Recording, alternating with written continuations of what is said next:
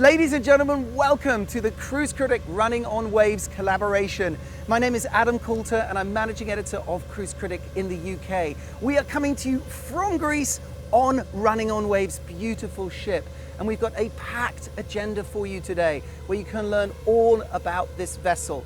We've got Q&As, we've got interviews with passengers, but first up, we're going to take you on a tour of this stunning ship with Robert, the hotel manager. Over to you, Robert.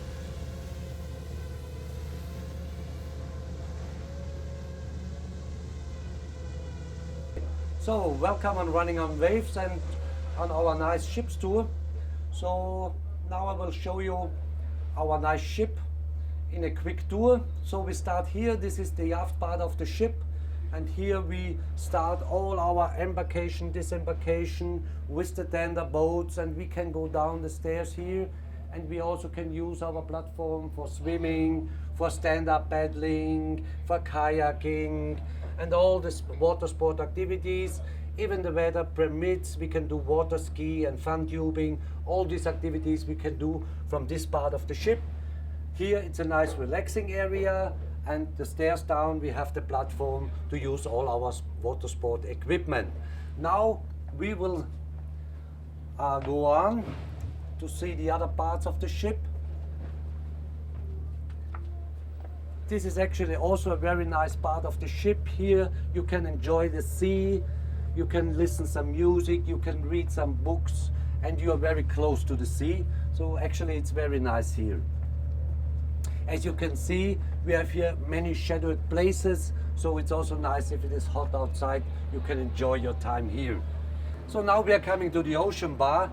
Here is also a very nice place to have a drink or to relax. Here we have a tent on top, also is a shadowed place. In hot areas you really can enjoy the ship. Yes, just if you want to have a waiter, we have our nice blue bells here. You just press the button and then the waiter will appear like a good ghost, like a genie. So then we continue. We'll go forward to the bowsprit of the ship, which is a very nice place to observe dolphins if they are there. Actually at this time of the year there are many dolphins around. We just have to be lucky to see the dolphins. And now we are going to a nice place where you can really observe them and watch them when they are playing with the ship. Here also you have some nice seats where you can enjoy the sea. And now we are coming closer to the bowsprit. And here we are. This is the bowsprit. Here you see our two anchors. When we are on anchor, we lower the anchor and it will happen from here. And also we have here our nice ship's bell, which is not only for decoration, it's also in use. It's the communication between the bridge and the bosun to see how many shakers are in the water and how many shakers are out of the water. And here it's one of the nicest places on the ship. Our bowsprit, here you can watch the dolphins, you can observe the dolphins, you can stay here and have the nice Titanic feeling, you know, to make nice photos. And also it's a very quiet place. You just sit down here, watch the sea and just think about how nice the life can be. So now we will continue, we will go to our upper decks. Also nice relaxing areas. I will go in front now.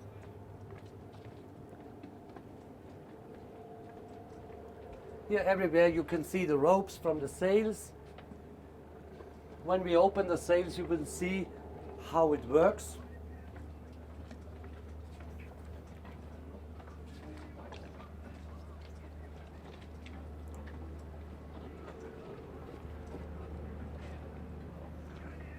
Now we are going up to the bridge.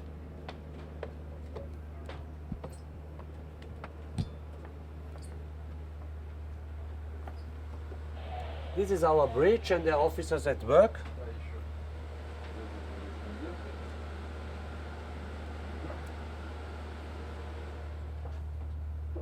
now we are coming to another relaxing area. This is our lounge area. It's very popular also during the cruise for relaxing in the afternoon, to having a nap, to reading a book.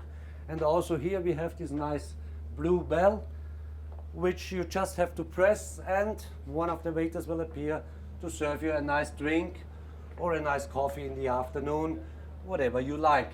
Also here we have another bridge. This is called our fly bridge, which we will use once per cruise, that all our guests have the possibility to steer the vessel.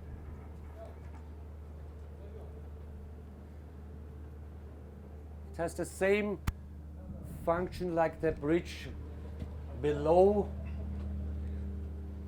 The same things you can do upstairs as well, and everybody will have the chance to steer once the vessel on a cruise. So now we will continue to our sun deck.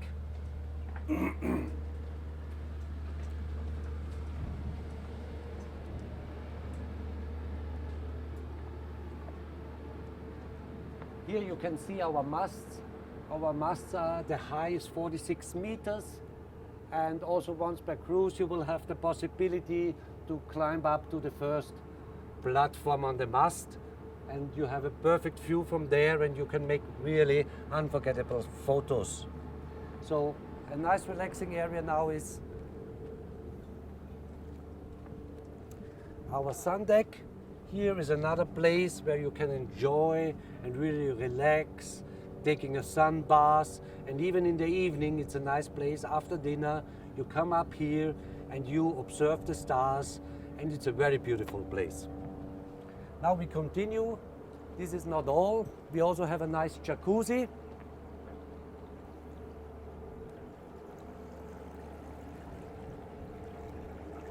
So whenever you are coming back from a nice excursion and it was very hot outside, you just come back to the ship, you go into the jacuzzi, and it's cold water inside. We can heat it up.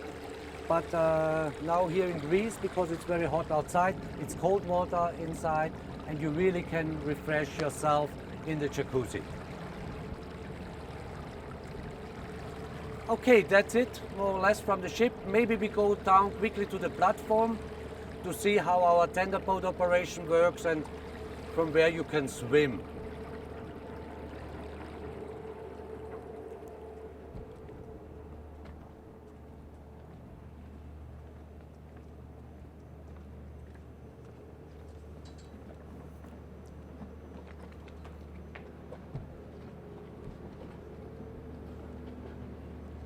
Here you can see our sailors at work.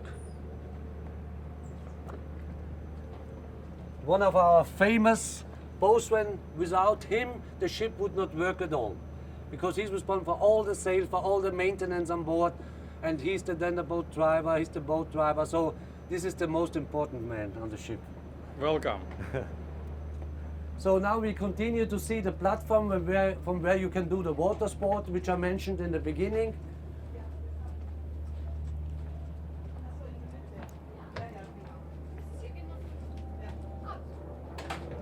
So here, these stairs, you have to go down, and then everything, like you can see, is prepared for swimming.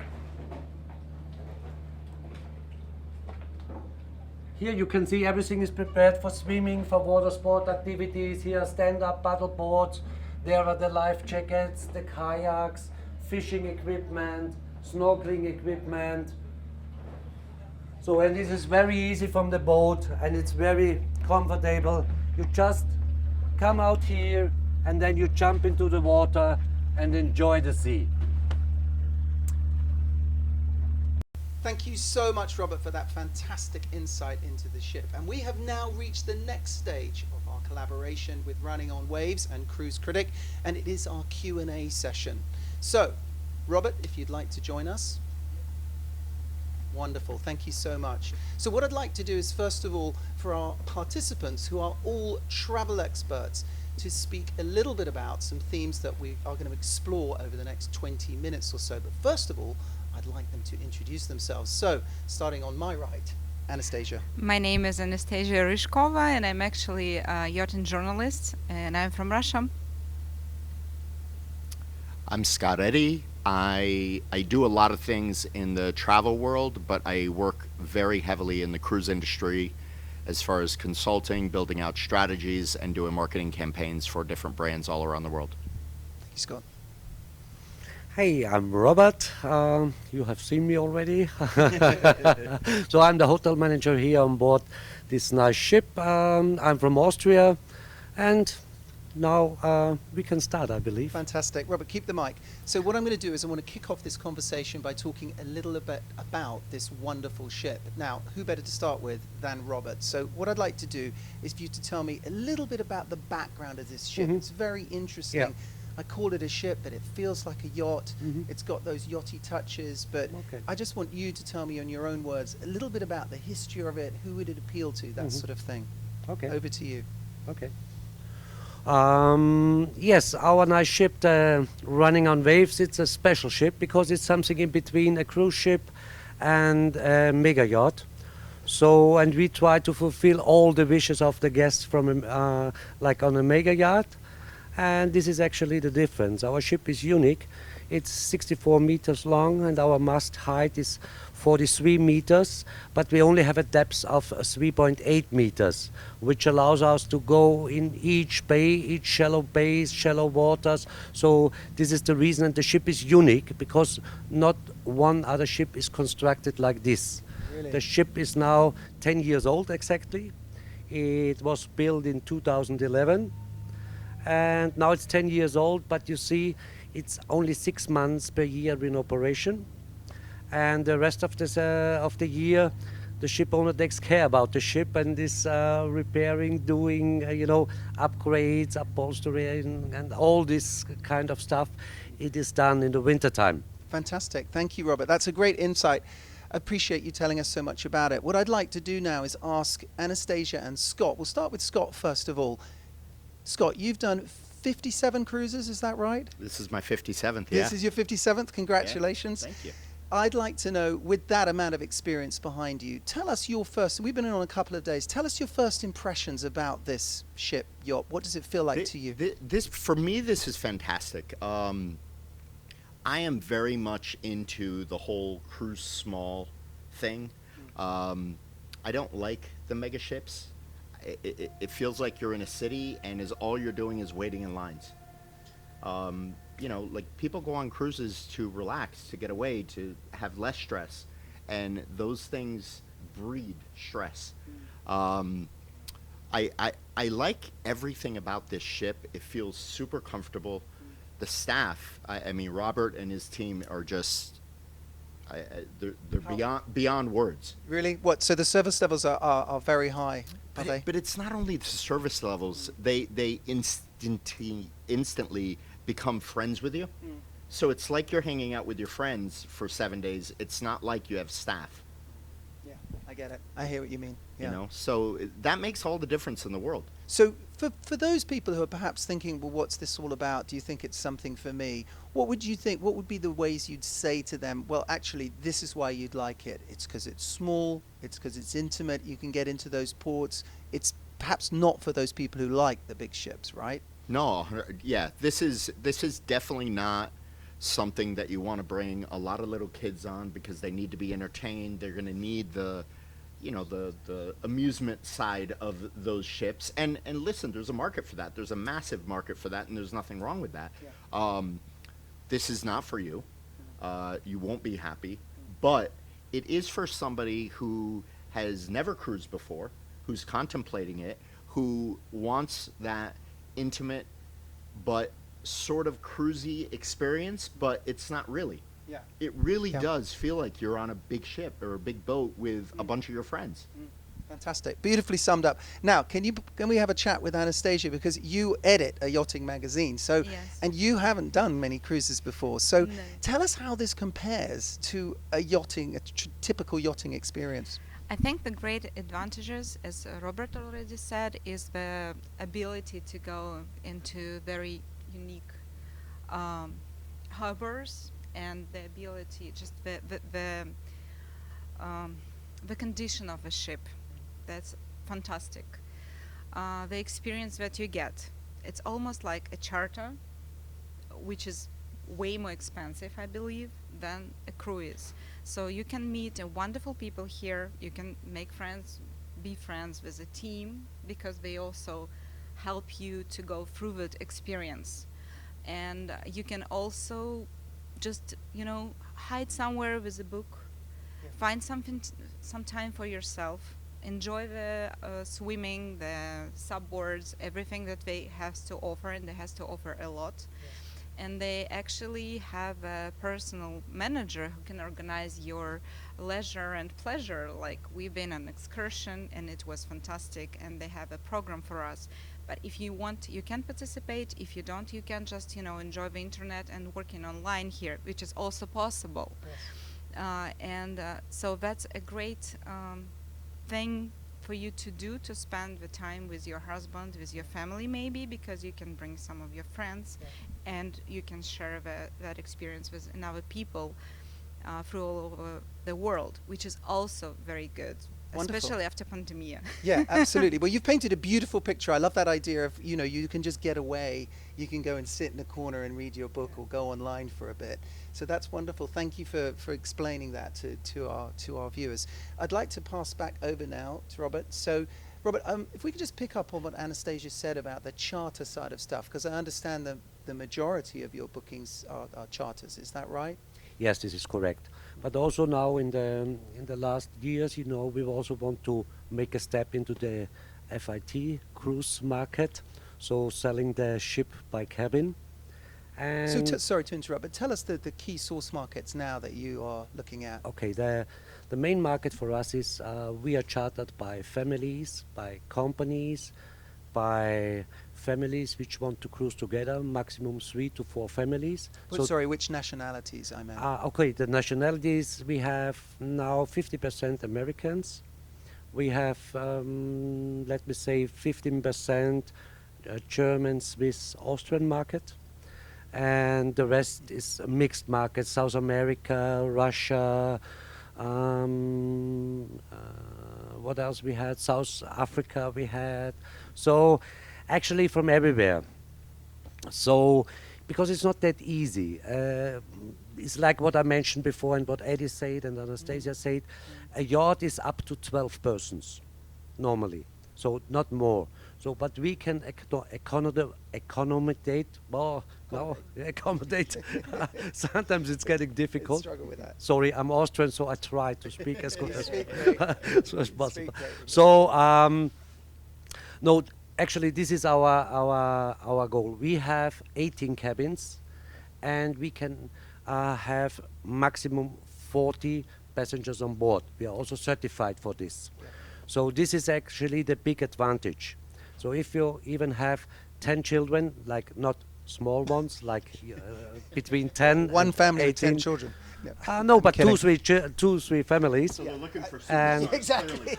And also what we had very often, for example, is we had grandma and grandpa, and they invite all their children, and they also have their grandchildren with So them. what sort of age are we talking about here? I mean, presumably very young kids that's not really going to suit, I say right? up from 8 From A to onwards. Yep. To Bonnevet, yep. 800, yeah. No, this actually is what we are looking for. And like Anastasia mentioned also, and also Eddie, we are here from the service. We are providing, even if we sell only the cabins, we are providing the service like on a private charter. Yeah. So I think you also already had this service, like the tender service. We don't have a tender schedule like on the big ships. We just bring our guests out, and whenever they want to come back, they just give us a call on our mobile phone, and we pick them up. So it's like on a private yacht. The same is also if you want to swim, and if it is allowed in the port, we just opened our platform, and you can just jump into the water. So, and then if it is allowed, you use the stand-up paddleboard, you use the kayaks, or sometimes also be allowed to use water ski or fun tubing. All these kind of activities you will not find on a big cruise ship. Fantastic. Thank you very much for explaining that. Let's pass over to Scott. Now let's talk a little bit about Scott, how have you found these last couple of days in terms of some of the things that Robert said? I mean, the tender experience, and have you gone for a swim off the ship? I've gone for a swim every day. Every day. Yes.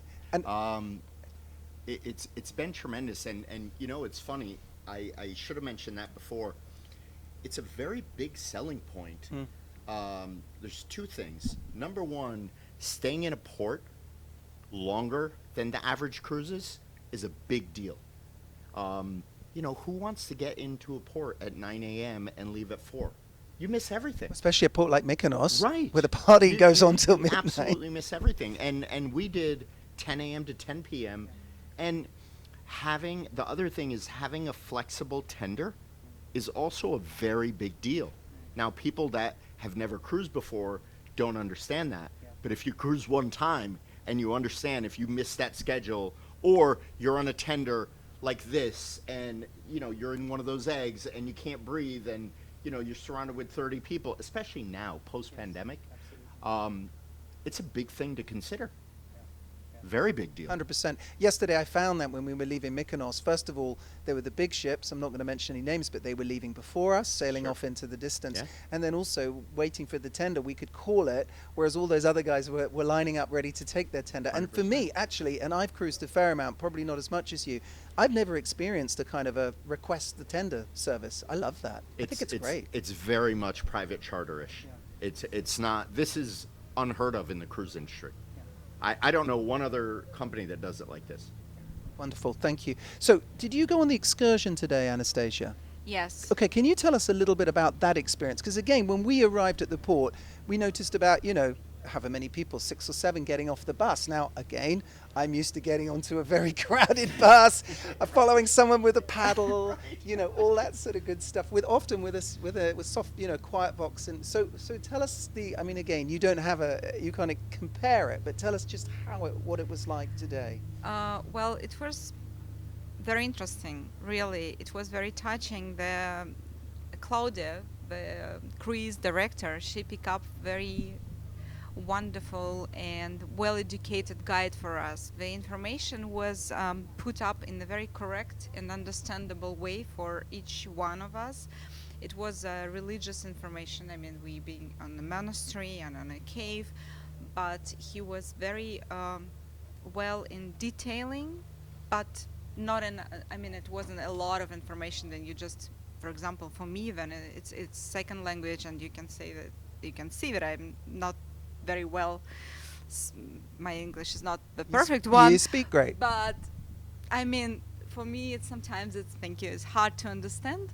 But this was just perfect. And Did it feel like a private tour? Was of it just course, a few of you? Yeah.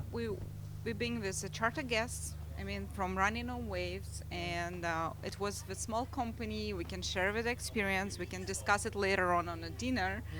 And it was also like you start being, you know, by sharing the same experience, you start being friends with people more and more. It's not only sharing the table, but or the paddle, or I don't know, kayaking together, but it's just also that memories that bring you, and you want to connect with people. Like today, we've been on a dinner after all, and the guys asked me.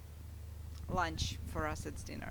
Sorry, they asked me that they come into Moscow, and I said, of course, give me a call. I will guide you around. So that's a connection you're looking for.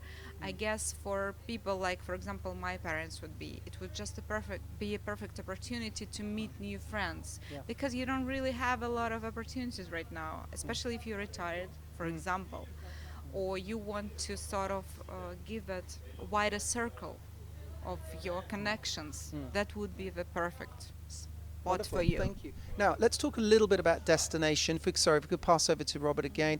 Could you just tell us briefly where the ship operates? And then I just want to explore that theme a little bit. Basically, we can operate in the whole Mediterranean Sea, but most of our charters are in Greece. But also this year we did around Sicily.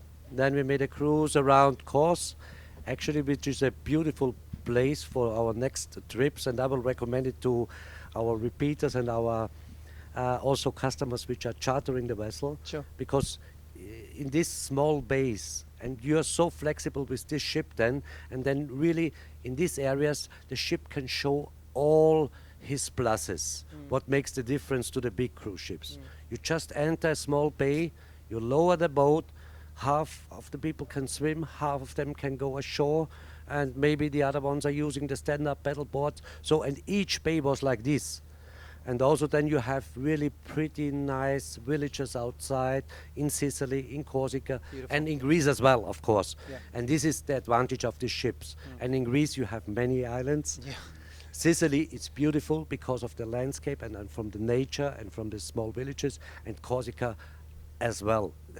Even the coastline, all these rocks in the sea, it's unbelievable. And if you go there with a small ship, you're so close to the rocks. Even when we turn the ship, you can touch the rocks sometimes. You have the Wow. feeling. It's not that close, but really you have the feeling you that you painted can a touch the beautiful rocks. picture, yeah. So this is Yeah. actually that's what a ship is built for Yeah. these destinations. And you can be flexible, presumably, if weather changes, things like that. You can change the itinerary and. We have to be flexible Yeah. like this because with a small ship, okay, we have to take care a little bit more about the weather.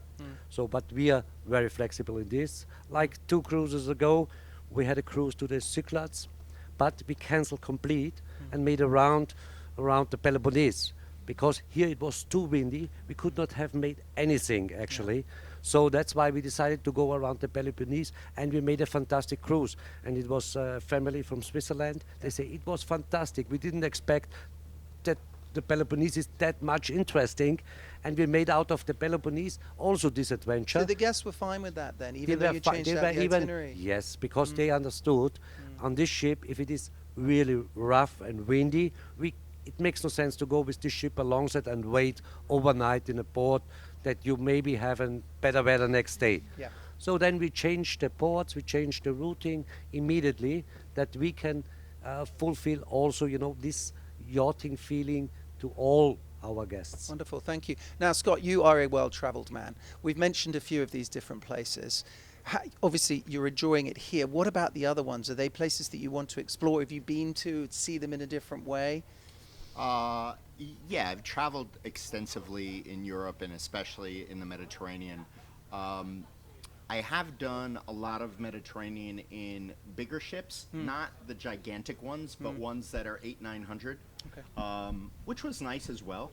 I would love to continue on this journey of small ships in the Mediterranean of less than 100 people, less than 100 guests, because I think that the experience is just, it's different.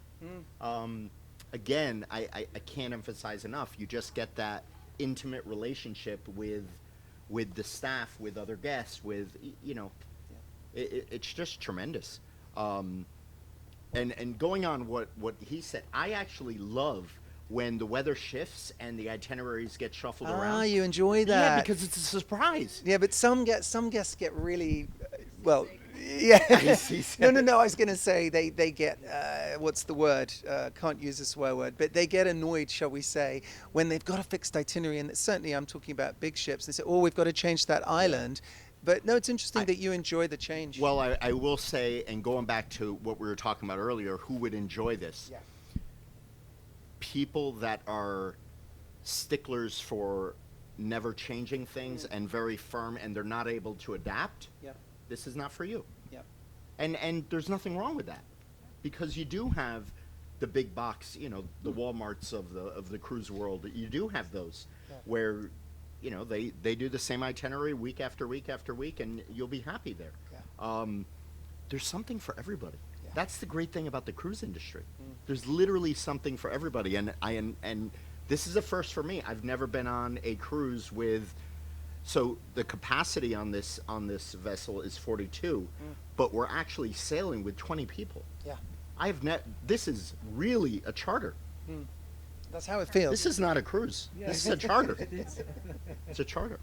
Listen, while you have the mic, the last 18 months has been tough for everybody, but I think no one would doubt that for the travel industry, for people who write about travel, who work in travel, it's been brutal. Tell us just in your own words how it's been for you, but also what does it feel like to be back sailing, cruising, traveling, flying? What's that? Brutal like? is a very kind word to say what the pandemic did to my business. It for all of us. For all of I us, mean, it took me personally to zero, and what I did was I think there's two ways to look at it.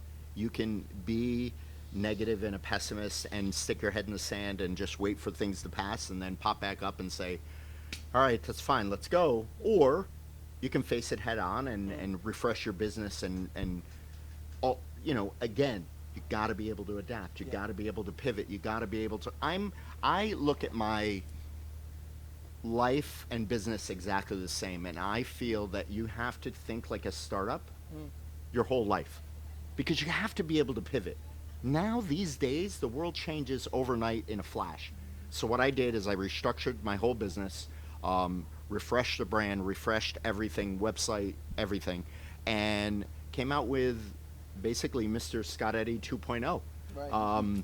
And my TV show resumed, and travel is coming back. I had the fortunate ability to be based in Florida, which really has been kind of open-ish. Pretty much the whole, I mean, we were locked down for maybe 3, 4, 5 months, and then it started opening slowly, and Mexico opened right away for Americans. So I did a lot of early trips down to Mexico. I was down there 4 times, and I've done a lot of road trips, domestic travel, which is something that I've actually don't focus on at all. Yeah. I would prefer to be overseas. But you discovered your country, and Yeah. you know, what a country to discover. And I went deeper with Yeah. with domestic road trips, and I've done more road trips in the past 12 months than I've done in the past 10 years. Wow. Amazing. Amazing. There's a stat for you. Great. Thank you, Scott. Robert, obviously we work within the industry, write about it. You work, you know, this is your industry. What did the ship even sail last year? What happened? No, actually the ship was laid up in Yeah. Cyprus, Yeah. and we did not made one cruise, so we completely stopped. And of course, for all of us, for the crew, and also for our guests, when we started again, so when the hard lockdown more or less was over, it was like a, you know, fresh breeze. So Reopening, a yeah, reawakening. reopening, Yeah. and not only for the crew, also for the guests. And this we could realize. Our first clients on board was like, you know, we welcomed them in Piraeus in the port. We made the rapid test, then we took them to the ship, and then we said, so, and now take off your mask and forget the mask for the next week on board. And it was like, you know, like celebrating a birthday, or it was a really big hurrah, and you could really feel after that long, let me say, lockdown, how people react and how people feel after such a long time at home, traveling again. And the same happened to the crew. Like the captain even, and he's not very enthusiastic, let me say. Emotive, yes. But he also said, "Hurrah! Yes, passengers are back." Oh, that's so, wonderful. and of course, for the sailors, for the whole crew, it was really like so nice to have passengers back on the ship, back in the business, doing your job, and even for the guests, I think everybody could realize. For everybody, it was not only a job; it was a pleasure to do this work again. Wonderful. Because you missed it really for 12 months. Thank you. Thank you for telling us that. That's beautiful to hear. Fantastic. Anastasia, just briefly, I'm afraid I don't know about what happened with the yachting sector. Obviously, there was a hard lockdown, but how has it been for the past 18 months? It's actually been good. Yeah. Okay. Because I'm glad one industry worked. Yeah, it's like I guess first couple months everybody was a little bit, you know, shaking and they didn't really realize what is going to happen. But then what's happened is that people understood the advantages of having your own yacht and the ability to travel, especially long-range vessels like expedition vessels, which is a very big trend right now.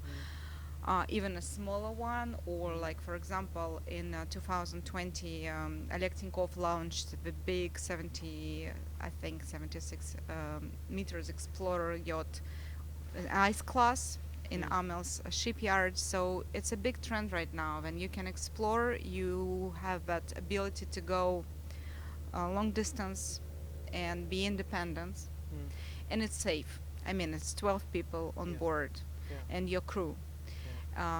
So people it's also happening in the private jet industry. So people start ordering more, and like now on yachting sector, the market is like the shipyards have so many orders, and the brokerage is just going crazy. That's great. That's people great to buying, hear. people buying and buying a lot. So on that, while we're talking about that, so we've got to wrap up. We're running out of time now, but this has been really interesting. I just wanted to have a quick look at the future. What does 2022 hold for the sector, for your sector? A lot of launches. A lot of There'll launches. be a lot Okay. of new launches. Yeah. That's for sure. I don't know what's happened after all, because when something boom, then of course something will go down.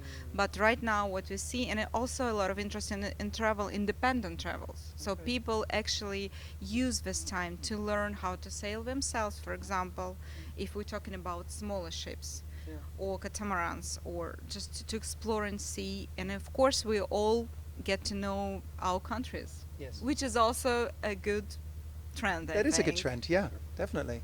Thank you very much, Scott. Over to you. Let's have let's get your crystal ball out. Let's have a look. What do you think? I mean, a lot of people are saying 2022 is going to be a boom year. It's going to be back to 2019 high levels. What would you say? Well, I got news for you. There's a lot of sectors of the travel industry that are already at 2019 levels this year. Wow.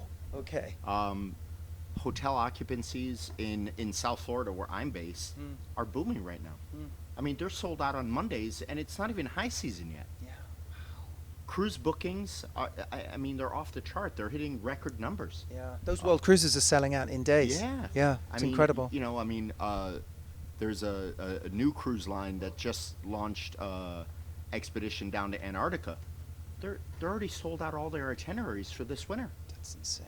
I mean, insane. these are trips that are $20,000, $25,000, $30,000 a person. I mean, it's unbelievable. But there's a lot of money for the richer end of the market. There was nothing to spend money on, so they've just accumulated it. Correct. That's when you speak to the high end cruises, that's what's happening. But having said that, even the normal average person, what's happened was, like no other time in history has something been taken away from us completely for 18 months.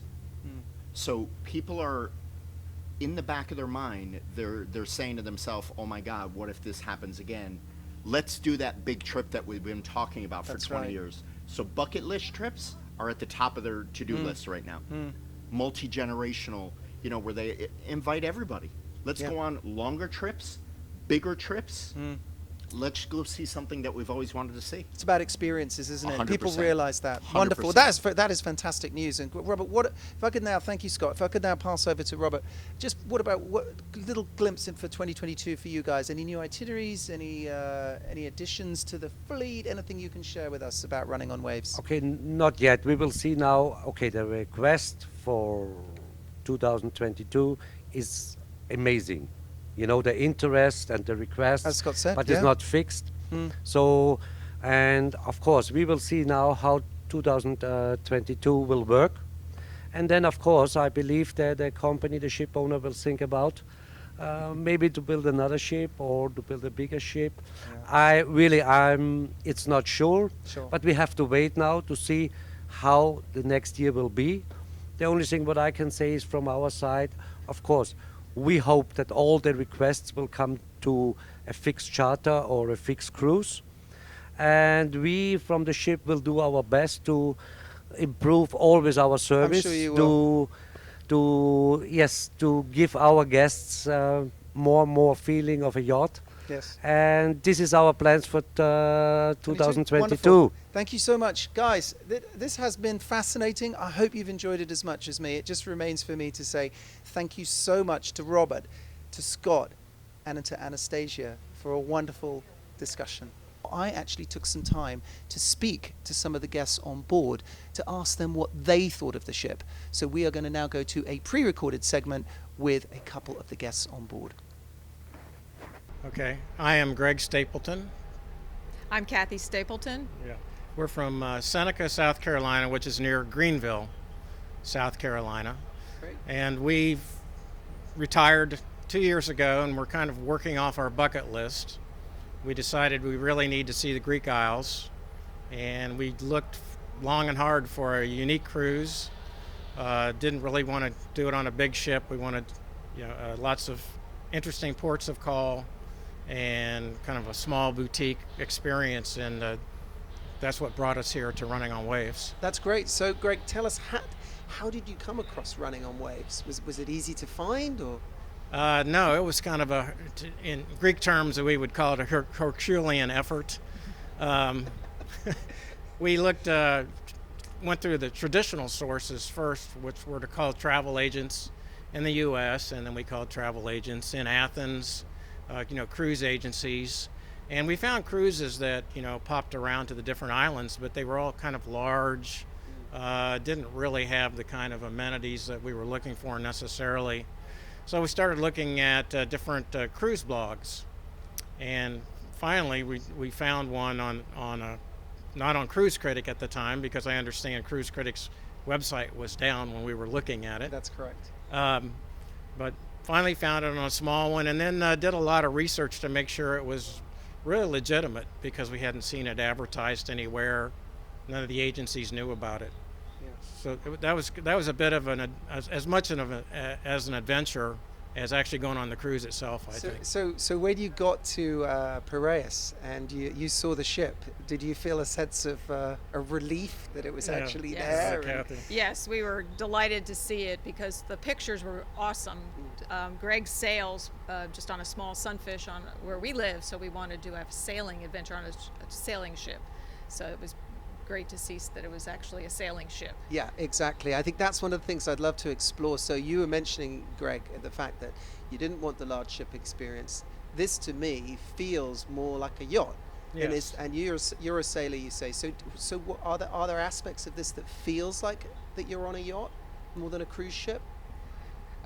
What I love about it is the attentive service. Is that the people here, the crew is so warm and welcoming and make you feel so comfortable. So I think that's part of why it feels like a nice, intimate experience. Yeah, and do you like the fact that there's just a few people on board and you get to meet everybody? Right, you get to meet people from all over the world, which is another reason we love to travel. It's not just the places you meet, but the people you meet. So there's people here from all different countries, so that's what we love about it. Is it's small enough that you get to meet them and learn their stories and why they travel and where they've been, and find remarkable connections that some of them have lived near you and you've crossed paths in some way. Yeah, So it's great to share stories, isn't it? So we're now in Kos and we've been sailing, 4 or 5 days.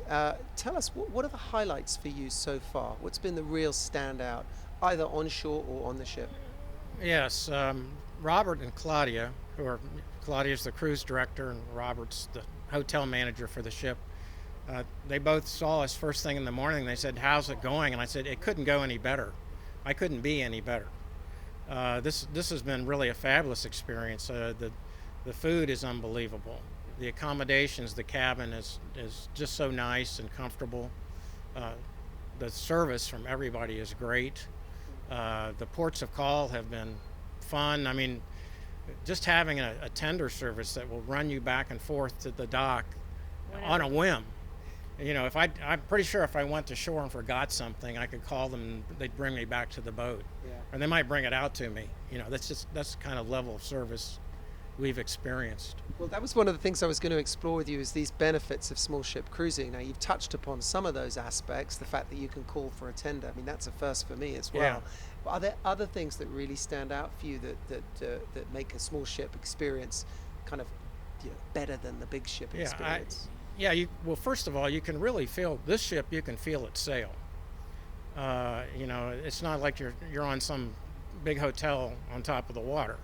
You really know you're in the sea, moving with the wind. When we had the sails up the other day, or had the sails down the other day, it was a fantastic feeling. So that comes from someone who enjoys sailing, right? Right. But I'm guessing some people might not like the motion of the ocean. But basically, for those who do, who really want to feel a connection, then that is an advantage. But for those who don't, I guess be mindful of that, right? Well, but you know, we haven't experienced any seasickness. You know, the ship is designed with stabilizers. It's a very modern ship, and so it sails very smoothly. It's really a nice experience, and I kind of like being able to. We can sit down on the main deck, and you feel like you're just almost at sea level there, looking out. Last night was a full moon, so we saw the sunset out of one side of the boat and the moon coming up out of the other. I should say ship, out of one side of the ship, and the moon coming up on the other side. And well, it was. I don't know where you could get that kind of experience anywhere else. That was a spectacular moment. And the intimacy, as you were saying, coming into these tiny ports, and you know, we've almost got it to ourselves, and we can get right up close. Again, is that another Yes. aspect that you Yes, love? and my favorite part though is when you return to the ship, there's a cool towel waiting for you, and then you get to plunge right off the back of the boat into the sea and experience. So to me, that's, and it doesn't take more than 5 minutes. You're back in your room, you get your suit on, you're in the water. So it's, because everything's so close. Yeah, So- there's no waiting in queue There's no waiting, to get so off you and just- on. There's no waiting in queue for dinner. It's fantastic. Well, I think you all touched around. upon that, but there's another aspect, isn't it? I mean, I personally have been jumping off the ship. Right. And that's because I'm allowed to. It's not because I Yes. want to. Because Yes. and so is that something that you've enjoyed, being able to just the drop anchor? Okay, guys, yeah. go and swim. Exactly. So it's there's no waiting. You do what you want when you want. Let's eat now. Let's jump in the water before we eat. Let's come back from So- town and have a quick dip in the water before we go to eat. So it's very everything's your schedule. You feel like you're not on a timetable, which other cruises I know you have to eat at a certain time, and this is very, very flexible.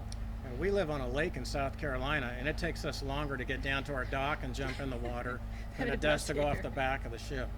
That's great. That's great. So, guys, you've obviously having a wonderful time. Tell us a little bit about. Let's peek into the future. Have you got any other trips, cruises lined up in the next few months or Yeah, so? we've already booked a Norwegian river cruise on the Danube in 2023, and we have some trips. We have a trip to the Caribbean that we've already booked for next February, and we're kind of working on either Portugal or Ireland for next fall. So Great.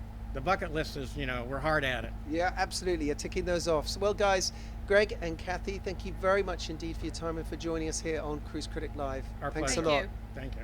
Robert is not going to stop working. He is, in fact, now going to show us some of the interiors of the ship. Okay, and now we are coming to the restaurant.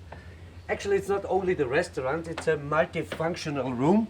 So out of this room here, we are having breakfast, lunch and dinner. This we serve in a buffet form.